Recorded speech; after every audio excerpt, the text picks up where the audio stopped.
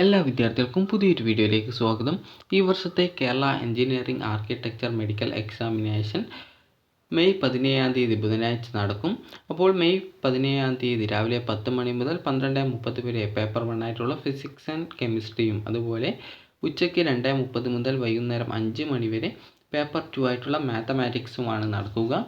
അപ്പോൾ കേരളത്തിൽ മെഡിക്കൽ അനുബന്ധ കോഴ്സുകൾ, അതുപോലെ ആർക്കിടെക്ചർ കോഴ്സുകൾ, അതുപോലെ എഞ്ചിനീയറിംഗ് ഫാർമസി കോഴ്സുകൾ ആഗ്രഹിക്കുന്ന വിദ്യാർത്ഥികൾ കീം എക്സാമിനേഷൻ രജിസ്ട്രേഷൻ ചെയ്യേണ്ടതാണ്. അതുപോലെ ഈ ഒരു കീം എക്സാമിനേഷൻ പ്രധാനമായും നടക്കുന്നത് എഞ്ചിനീയറിംഗ് അതുപോലെ ഫാർമസി പ്രവേശന പരീക്ഷയാണ്. അപ്പോൾ മെഡിക്കൽ അനുബന്ധ കോഴ്സുകൾ ആഗ്രഹിക്കുന്ന വിദ്യാർത്ഥികളാണെങ്കിൽ കീമിന് രജിസ്ട്രേഷൻ ചെയ്യണം. അതുപോലെ നീറ്റ് എക്സാമിനേഷൻ എഴുതുകയും ചെയ്യേണ്ടതാണ്. അപ്പോൾ നീറ്റ് എക്സാമിനേഷനുള്ള അപേക്ഷ ഫെബ്രുവരി അവസാനത്തോടെ വരുന്നതായിരിക്കും. അപ്പോൾ അതുപോലെ തന്നെ നിങ്ങൾ ആർക്കിടെക്ചർ കോഴ്സാണ് ആഗ്രഹിക്കുന്നതെങ്കിൽ നിങ്ങൾ ഈ ഒരു ആർക്കിടെക്ചറിന് ഓൾ ഇന്ത്യ ലെവലിൽ നടക്കുന്ന എക്സാമിനേഷനായിട്ടുള്ള നാറ്റ എക്സാമിനേഷൻ, അതായത് national aptitude test of architecture എന്നുള്ള ആ ഒരു എക്സാമിനേഷൻ കൂടി എഴുതേണ്ടതാണ്. അപ്പോൾ അതിൻ്റെ സ്കോർ പരിഗണിച്ചുകൊണ്ടാണ് കേരളത്തിലുള്ള ആർക്കിടെക്ചർ കോളേജുകളിൽ അഡ്മിഷൻ ലഭിക്കുക.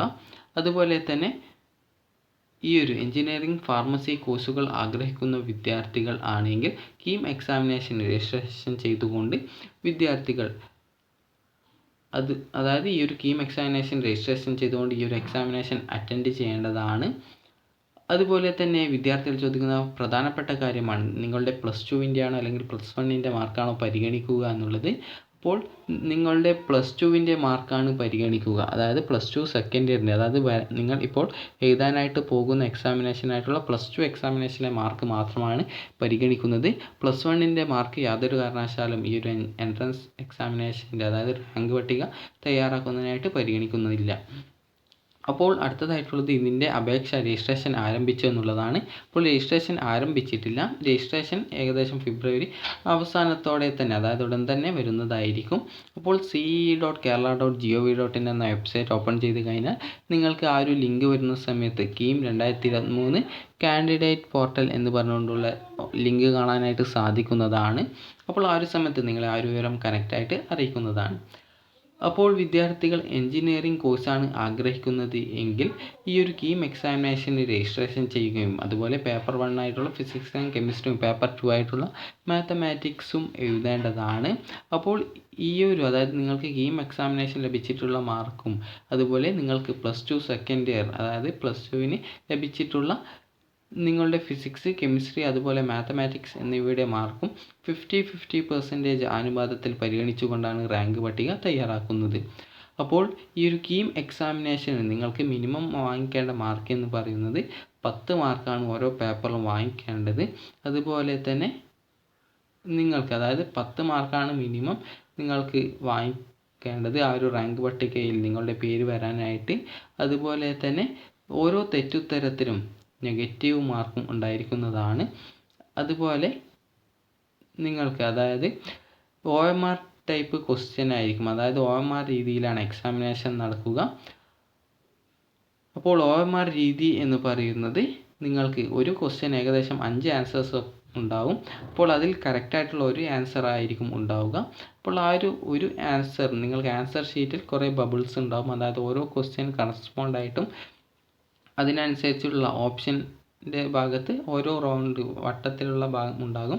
അതിനനുസരിച്ച് ഏതാണ് കറക്റ്റായിട്ടുള്ള ആൻസർ ഉള്ളത് അതിനുള്ള ഓപ്ഷൻ്റെ സ്ഥാനത്തുള്ള ആ ഒരു റൗണ്ടായിട്ടുള്ള വട്ടം കറുപ്പിക്കുകയാണ് ചെയ്യേണ്ടത്. അപ്പോൾ ഈ ഒരു എഞ്ചിനീയറിംഗ് കോഴ്സിന് നിങ്ങളുടെ +2, അതായത് സെക്കൻഡ് ഇയറിൻ്റെയും അതുപോലെ +1 മാർക്ക് പരിഗണിക്കില്ല. ഈ ഒരു കീം എക്സാമിനേഷന് നിങ്ങൾക്ക് പേപ്പർ 1 പേപ്പർ 2 ലഭിച്ചിട്ടുള്ള ആ ഒരു മാർക്കും ടോട്ടൽ 2 മാർക്കിനും 50-50 അനുപാതത്തിൽ എടുത്തുകൊണ്ടാണ് റാങ്ക് പട്ടിക തയ്യാറാക്കുന്നത്. അടുത്തതായിട്ട് ഫാർമസി കോഴ്സ് ആഗ്രഹിക്കുന്ന വിദ്യാർത്ഥികൾ ആണെങ്കിൽ പേപ്പർ 1 ആയിട്ടുള്ള ഫിസിക്സ് ആൻഡ് കെമിസ്ട്രി അറ്റൻഡ് ചെയ്താൽ മതി. അപ്പോൾ രജിസ്ട്രേഷൻ സമയത്ത് നിങ്ങൾ ഫാർമസി കോഴ്സിന് കൂടിയുള്ള ആ ഒരു ഓപ്ഷൻ സെലക്ട് ചെയ്യേണ്ടതാണ്, പിന്നീട് നൽകാൻ സാധിക്കില്ല. അതുകൊണ്ട് തന്നെ രജിസ്ട്രേഷൻ ടൈമിൽ ആ ഒരു എക്സാമിനേഷൻ കൂടി എഴുതുന്നുണ്ടെന്ന കാര്യം അതിൽ നിങ്ങൾ സെലക്ട് ചെയ്യേണ്ടതാണ്. അപ്പോൾ പേപ്പർ 1 ആയിട്ടുള്ള ഫിസിക്സ് ആൻഡ് കെമിസ്ട്രിയാണ് ഫാർമസി കോഴ്സ് ആഗ്രഹിക്കുന്ന വിദ്യാർത്ഥികൾ, അതായത് ബിഫാം കോഴ്സ് ആഗ്രഹിക്കുന്ന വിദ്യാർത്ഥികൾ എഴുതേണ്ടത്. അപ്പോൾ ബിഫാം കോഴ്സിൻ്റെ ആ ഒരു റാങ്ക് പട്ടിക തയ്യാറാക്കുന്നത് ഈ ഒരു കീം എക്സാമിനേഷൻ്റെ പേപ്പർ 1 ആയിട്ടുള്ള ഫിസിക്സ് ആൻഡ് കെമിസ്ട്രിക്ക് ലഭിച്ചിട്ടുള്ള മാർക്ക് പരിഗണിച്ചുകൊണ്ടാണ്. +2ൻ്റെ മാർക്ക് പരിഗണിക്കുന്നില്ല ഈ ഒരു റാങ്ക് പട്ടിക തയ്യാറാക്കുന്നതിനായിട്ട്. അപ്പോൾ നിങ്ങൾക്ക് 2 പേർക്ക് സെയിം റാങ്ക് ലഭിക്കുകയാണെങ്കിൽ അതിൽ ആർക്കാണ് കെമിസ്ട്രിയിൽ അതായത് കൂടുതൽ മാർക്കുള്ളത് അവരെയാണ് മുൻഗണനാക്രമത്തിൽ പരിഗണിക്കുക. ഇനി അടുത്തതായിട്ടുള്ളതാണ് ഈ ഒരു മെഡിക്കൽ ആൻഡ് മെഡിക്കൽ അനുബന്ധ കോഴ്സുകൾ, അതായത് MBBS, BDS അതുപോലുള്ള ഹോമിയോ ഇതുപോലുള്ള കോഴ്സുകൾ. അപ്പോൾ ഈ ഒരു കോഴ്സുകൾ ആഗ്രഹിക്കുന്ന വിദ്യാർത്ഥികൾ ആണെങ്കിൽ നിർബന്ധമായും കീം എക്സാമിനേഷന് രജിസ്ട്രേഷൻ ചെയ്യേണ്ടതാണ്. അത് കേരളത്തിൽ പ്രവേശനം ആഗ്രഹിക്കുന്ന വിദ്യാർത്ഥികളാണെങ്കിൽ കീം എക്സാമിനേഷന് രജിസ്ട്രേഷൻ ചെയ്യുക. അതിനുശേഷം നീറ്റ് എക്സാമിനേഷൻ എഴുതേണ്ടതാണ്. അപ്പോൾ നീറ്റ് എക്സാമിനേഷൻ നിങ്ങൾക്ക് ലഭിച്ചിട്ടുള്ള സ്കോർ നിങ്ങൾക്ക് കീം വെബ്സൈറ്റിൽ അപ്ലോഡ് ചെയ്യുന്നതിനായിട്ട് നിങ്ങൾക്ക് ടൈം ലഭിക്കും. ആ ഒരു സമയത്ത് നിങ്ങൾ അപ്ലോഡ് ചെയ്യുകയാണ് ചെയ്യേണ്ടത്. അപ്പോൾ ആ ഒരു മാർക്കും നിങ്ങളുടെ +2ൻ്റെ മാർക്കും ഒക്കെ പരിഗണിച്ചുകൊണ്ടാണ് റാങ്ക് പട്ടിക തയ്യാറാക്കുക. അപ്പോൾ അങ്ങനെയാണ് കേരളത്തിലേക്കുള്ള പ്രവേശനം നടത്തുന്നത്. അപ്പോൾ ഈ ഒരു മെഡിക്കൽ കോഴ്സുകൾ ആഗ്രഹിക്കുന്ന വിദ്യാർത്ഥികൾ, അതായത് MBBS, BDS പോലുള്ള മെഡിക്കൽ അനുബന്ധ കോഴ്സുകൾ ആഗ്രഹിക്കുന്ന വിദ്യാർത്ഥികൾ ആണെങ്കിൽ നിർബന്ധമായും നീറ്റ് എക്സാമിനേഷൻ എഴുതേണ്ടതാണ്.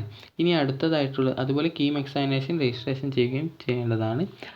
അതുപോലെ തന്നെ വിദ്യാർത്ഥികൾ ആർക്കിടെക്ചർ കോഴ്സാണ് ആഗ്രഹിക്കുന്നതെങ്കിൽ ഓൾ ഇന്ത്യ ലെവലിൽ നടത്തുന്ന NTA എക്സാമിനേഷൻ അറ്റൻഡ് ചെയ്യേണ്ടതാണ്. അതായത് NTA എക്സാമിനേഷനല്ല, നാറ്റ എക്സാമിനേഷനാണ്. National aptitude test of architecture examination ആയിട്ടുള്ള നാറ്റ എക്സാമിനേഷനാണ് എഴുതേണ്ടത്. അപ്പോൾ അതിൻ്റെ സ്കോർ നിങ്ങൾക്ക് കീം വെബ്സൈറ്റിൽ അപ്ലോഡ് ചെയ്യുന്നതിനായിട്ട് ടൈം ലഭിക്കും. അപ്പോൾ നിങ്ങൾക്ക് ആ ഒരു സമയത്ത് അപ്ലോഡ് ചെയ്ത് കഴിഞ്ഞാൽ അതിൻ്റെ മാർക്കും നിങ്ങളുടെ +2ൻ്റെ മാർക്കും ഒക്കെ പരിഗണിച്ചുകൊണ്ടാണ് റാങ്ക് പട്ടിക തയ്യാറാക്കി നിങ്ങൾക്ക് കേരളത്തിലുള്ള കോളേജുകളിൽ അഡ്മിഷൻ നൽകുന്നത്.